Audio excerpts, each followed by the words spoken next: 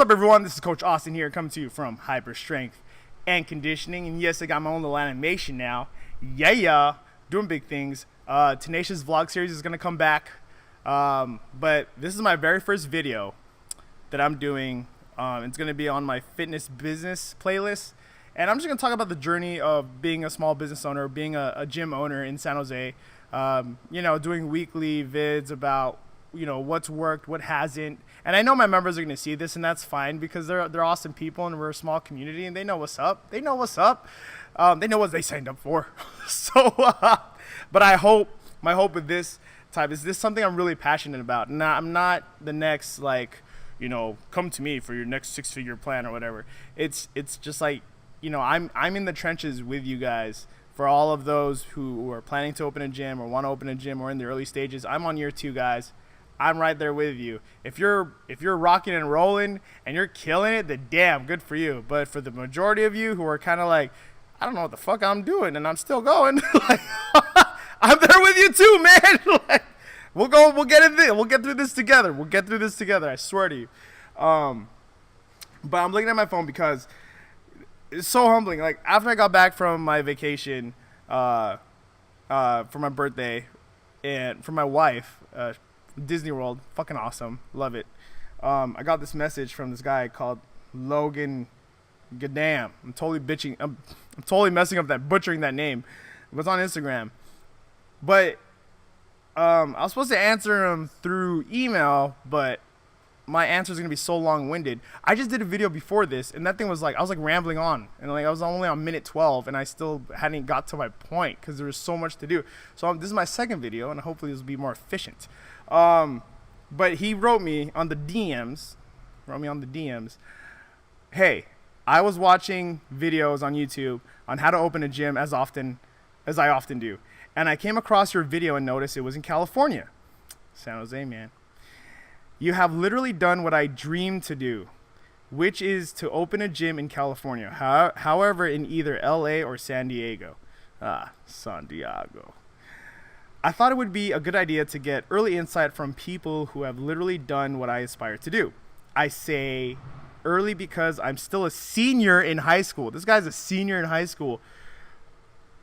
Damn. And this guy's thinking. But I am already beginning. If you read this, would you have any tips for me? Because I literally envy what you've done. With the tier thing, and that's cool, man. I appreciate that. Yeah, he gave me his email. I was supposed to respond, and I'll email him this link to the video. But this is a cool question, man. And I've always been holding off because to me it's like, oh, I don't know shit, and that's kind of my mentality. I guess that could be part of the answer to your question is you're always in the mentality of you don't know shit. You don't know nothing. You know nothing, Jon Snow. It's a horrible British accent. But if you're a Game of Thrones fan, you know nothing. You're in the mindset of knowing nothing because that will keep you humble and that will keep you wanting to learn more because there's so much more to learn. When you become a personal trainer, you need to dedicate yourself to being a coach first. Nowadays you can go on Instagram, take a picture of your abs and your ass and whatever, and on the beach and be like, oh, look at me, I'm so awesome. But for those of you, a little tidbit is that those fitness models, whatever, they get super shredded for one day. It's great marketing. It's great marketing for them. They get super shredded. They take a shit ton of pictures with a quality photographer and they save it. And they post it throughout the day. And it's a really good plan because it'll get people like, wow, they're always so in shape. But trust me, there's some days where you want to eat a bag of Funyuns and you bloat the fuck up because of the sodium.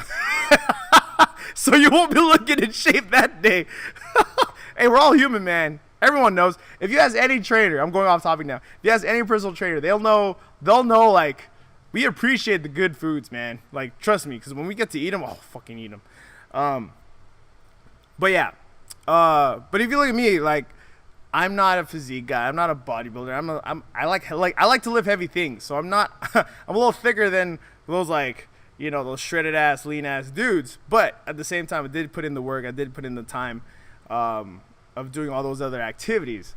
But now you're eventually gonna get to a point where you're gonna get to something that you love to do. It's I like lifting, so I'm just gonna keep lifting. I like lifting, and and you're gonna keep your butt, and that's how you're gonna stay in shape. But yeah, long story short, sorry, I went off topic, is that you're gonna dedicate yourself to coaching first, okay? If you're going to be successful in this industry, you need to dedicate yourself to the client. You need to create that positive impact into people's lives when they come in and see you, because that's how they'll remember you, and that's how you'll actually be the most effective trainer. All these other trainers with the cookie cutter programs, and it's the same language. You go back 10, 20, 30, 40 years from now, and there's another coach like me talking about all these trainers with cookie cutter programs and superficial stuff. It's a redundant process. But dedicate yourself to becoming the best coach ever. So you know nothing. You're going to ask all the seasoned coaches that you can meet. You started here, like, hey, dude, you opened a gym. How the fuck did you do that? Yeah, so I climbed the ranks as a personal trainer by just training people day in and day out, and it's a high burnout rate. I burnt out probably like, in the past 10 years of training, I burnt out probably 4, 5, 6 times. I burnt out like, fuck, man. And that was on top of a lot of other shit. But it's a high burnout rate, and I just stuck with it. I just stuck with it because I knew that it like when it turns into work, like, oh my God, I gotta train clients, it does get tiring, and it does drain you. But for me, when I'm coaching a class, or especially when I'm coaching a class, I forget it all. Like when I'm coaching a class, I'm dancing, I'm talking to people, we're high-fiving, and that's not me being superficial. That's just me being me. Like if just bringing the energy and having fun, like that's how I want to make my living, is bringing the energy and having my fun. And and that's why we do stupid shit here. I wanted to create a gym that encompassed all that, and that's why it's called Hyper Strength and Conditioning. We nerd out and we work out, and people are like, how is hyper related to nerding out and working out? It doesn't make sense. And Logan, to answer your question, to add to this answer, is that you got to come up with something that's so original and not force it. Like, you need to come up with something that you truly like, be like, that's my shit. Like people have been thinking like you're stupid, but you're like, nah. Like, think about it this way. Like, I'm gonna open Logan's greatest gym ever. Like, that's the name of the gym. Logan's greatest gym ever. And people are like, that's so stupid. Like, why are you gonna open a gym like that? But then you go and open it, and you just create your own culture, because you have your energy and your vibe, and you coach your other coaches to do it like the way you do it. And then you're going to start changing that conversation to like, oh yeah, Logan's greatest gym ever. Yeah, I'm totally going to that, dude. Like, dude, LGGE, bro. That's where I'm from. And, but yeah, you control the voice, and you control that. And you have to be genuine to yourself and what really sparks joy within you. The way hyper, to answer that question, of like, how is hyper related to nerd out workout? Well, Hyper Strength and Conditioning, I'm a big Dragon Ball Z fan, as with like probably 90% or 95% of the lifting crowd. If you don't know who Goku is, you gotta look up who Goku and Vegeta is and all that stuff. Long story short, there's a thing in Dragon Ball Z where they train in the hyperbolic time chamber.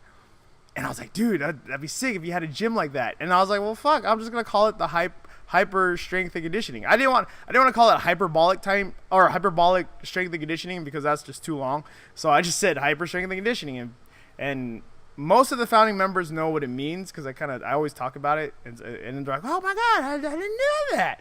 So yeah, so you got to come up with something original, but dedicate yourself to coaching, make that positive impact, and know that it's a grind, dude. You're gonna be making shit money for I don't know, 5, 6 years, unless there is a process to actually make a good amount of money, personal training, and trust me, I've done that the last few years leading up to opening a gym. That's how I was able to do it. How I opened the gym financially, I did not have mommy and daddy money. I did not have investors. I literally took all the savings that I had, and I took out a loan. Not a small business loan. I went to another loan thing. It was like an opportunity fund thing, and I took a loan from there. I had a few clients pay me up front for a year to get more cash flowing, and with I think 20,000 or something like that. But anyways, it was not a lot of money, but I was still able to make it work. I bought used equipment. I worked out a deal with this landlord who's hella sick, and I worked out, and the equipment I bought was it's all worth like 50 G's, but I negotiated deals, and I negotiated my way into, you know, doing cash payments without interest. Dude, I had to do some severe, like, I luck also has a lot of things to do with it. Like, I just met the right people who are willing to work with you. And that's the thing. If you want to make something happen, if you really want to open a gym, especially in California, you got to use all your resources. You can't just be like, well, I can't do this and I can't do that and da-da-da-da-da. No, you got to use all your resources. And this is me being the first time actually telling you this, because you need to know. You need to know. I mean, if you want everything summarized, I grinded it out day in, day out. I worked at several health clubs. I got fired from one. And this is the first time of me saying that, because I was clocking in and out when I shouldn't have. That was like in the beginning, so don't do that. You know, I worked at several corporate fitness facilities. I managed 2 of them, and my last manager job, I wasn't really a great manager because I was just so fixed on like just opening my own place, and that's what I did. So to really summarize my points, because I don't want to go over, I'm hitting that 12-minute mark again, is you know, dedicate yourself to being a coach. Impact people. Learn as much as you can in how to actually coach people. Be brilliant at the basics. Learn the fundamentals, man. You can take all these awesome Photoshop pictures of yourself, and I'm not saying you do, but I'm just saying, like, now, like the Instagram trainers out there who are like, oh, sign up for my online program and da-da-da, and that's great. But if you, I mean, that's fine. They can do that, and they can try to make their money that way, and some people do make their money. I have no qualms with that. But if you want to be a quality personal trainer, and this is from a guy who, like, in less than 10 years, I was able to reach, you know, be recognized as one of the top 10 trainers to watch in the world by like 1,700 contestants and da-da-da-da. I mean, I had a company fly me and my wife now, but my girlfriend at the time. They were able to they paid for our stay in New York. They flew us out to New York, paid for dinner, and this was one of the cheap dinner. We were eating ribeye, like, dude, like steak and alcohol. They were getting free alcohol, like, dude, and like media ops and stuff like that. And it was Life Fitness. Life Fitness was the company, and they I don't know if they do this now, but they always do a world's top personal trainer to watch contest. And I climbed to top 20 in 2012, and I climbed to top 10 in 2014, and those guys were all awesome, and it was a great opportunity. And I got there not because I was like, oh, you know, I'm the strongest and I'm the sexiest, and I cared a lot. If you asked a lot of my clients in the past who still train with me now, I hooked them up, man. Sometimes some people, they couldn't afford it, or you know, they really wanted to train, but shit happens, life happens, and I said, fuck it, man, don't pay me. Like, I really want to train you. And it sucks. It sucks in the beginning because you still need to pay your bills, but I don't know. The universe works in a weird way, but I put in my effort because I valued coaching, and I really wanted to help change people's lives more than I wanted to make a quick buck. And because of that mentality, I was able to open this gym in the Bay Area, and we're still growing, and I'm still learning how to do all this stuff. But it's funny now, because now when you're a gym owner, you get bombarded with like, sign up for my 6-figure plan to be an awesome gym owner and profit and da da da da da. And it's like, that's cool, that's great. But now I actually have some solid mentors who are rocking and made their millions, or now killing and have multiple gyms or whatever, or running a successful gym. And I'm talking to them, and I'm setting up a lunch with one of them next month to just pick his brain and how to expand and all that stuff. And that's an important part, because I'm not done yet. We're still a baby as a business, man. And it is a dream. It's definitely a dream come true to open a gym, but that's where the real work starts, bro. So as a senior in high school, if you really want to do this, because when I was 18, I was like, I want to open a gym. I want to coach people. I want to do it. And I achieved that goal in under 10 years. But damn, now that I'm in it, I'm like, oh, that wasn't the real work. This is the real work. Like, oh shit, man. Like, I tell you, if I showed my 18-year-old self or 19-year-old self my workload now, he'd shit his pants, and all that stuff. I'd be like, what the fuck, really? But it's so rewarding. So I hope this answers your question, man. I know it's a long-winded answer, but I wanted to dedicate some time to answer it correctly, because I think if you're thinking that young and you're asking that load of a question, I'm not gonna write you an email because it's gonna be like too fucking long. You're gonna be like, what the fuck is this guy talking about? So I'm gonna just lay it all out here, dude. So you can watch it and rewatch it and rewatch it again, and you could feel free to contact me again, dude, to help you out. So yeah, that's it, man. And that is how I generally went from being a personal trainer to a gym owner.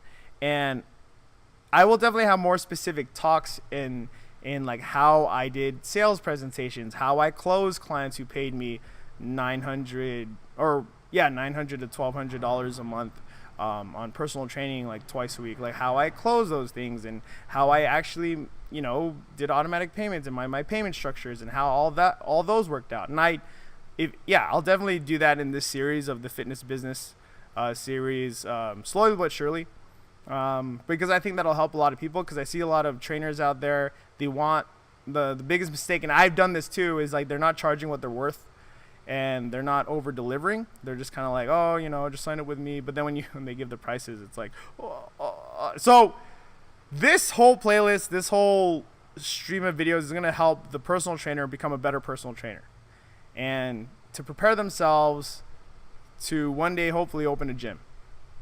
And once I accomplish opening multiple gyms, then I'll start a series of how to open multiple gyms. But yeah, this is something I actually really wanted to do. So Logan, thank you for giving me this opportunity to just start talking on this, because I'm very passionate about this. I love doing this stuff. I mean, I even tell my members like what I'm going through business-wise, because I'm just so passionate about it. And I think it's a good way of retaining members, because it's like, they feel like, they are part of it. They are part of the early stages of growth. They are part of the growth. They are part of the gym. And you want them to be part of the gym. You want them to feel like that, because, without them, you're nothing. So, yeah. So, I ran it on long enough, but I hope this helps, guys. And I hope this answers your questions, buddy. All right. This is Coach Austin from Hyper Strength and Conditioning in San Jose, California. And I'm out.